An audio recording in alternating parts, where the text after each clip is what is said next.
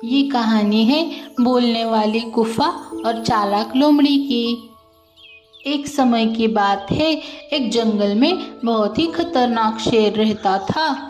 एक बार जंगल में शेर ने शिकार करने का बहुत प्रयास किया, किंतु उसे सफलता ही नहीं मिली।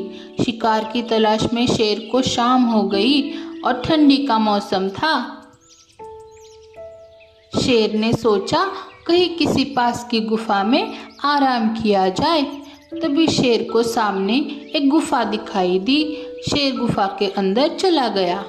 शेर ने सोचा अवश्य ही यह गुफा किसी जानवर की होगी और वो शाम को इसमें वापस ज़रूर आएगा, तो मैं उसी का शिकार करके अपना पेट भर लूँगा। उस गुफा में एक लोमड़ी रहती थी। शाम होते ही लोमड़ी अपनी गुफा में वापस लौटी। तभी उसे गुफा के सामने शेर के पंजों के निशान दिखाई दिए। निशान केवल गुफा के अंदर जाने के ही थे, बाहर आने के कोई निशान नहीं थे। और लोमड़ी बहुत ज़्यादा चालाक थी।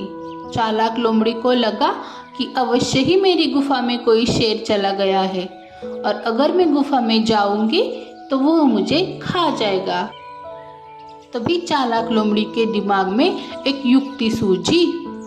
वह गुफा से दूर खड़ी होकर के जोर जोर से बोलने लगी, ओ मेरी प्यारी गुफा, तू मुझसे रोज बात करती है, किंतु आज तू मुझसे बात क्यों नहीं कर रही हो?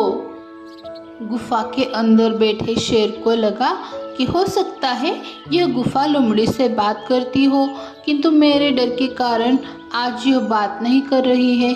तभी दोबारा लोमड़ी बोली, मेरी गुफा, तुम मुझसे बात क्यों नहीं कर रही हो?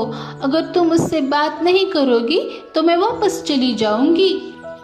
लोमड़ी की इस प्रकार की बात सुनकर शेर को लगा कि अगर गुफा नहीं बोली तो लोमड़ी वापस चली जाएगी।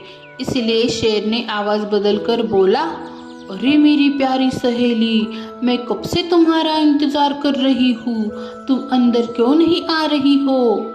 आवाज़ सुनते ही लोमड़ी समझ गई कि गुफा के अंदर अवश्य ही कोई शेर है और बिना एक पल की भी देरी किए लोमड़ी वहाँ से भाग गई।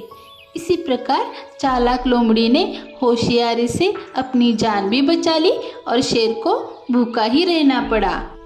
और इस कहानी से हमें क्या सीख मिलती है कि अपनी होशियारी से आने वाली बड़ी से बड़ी मुसीबत को भी टाला जा सकता है।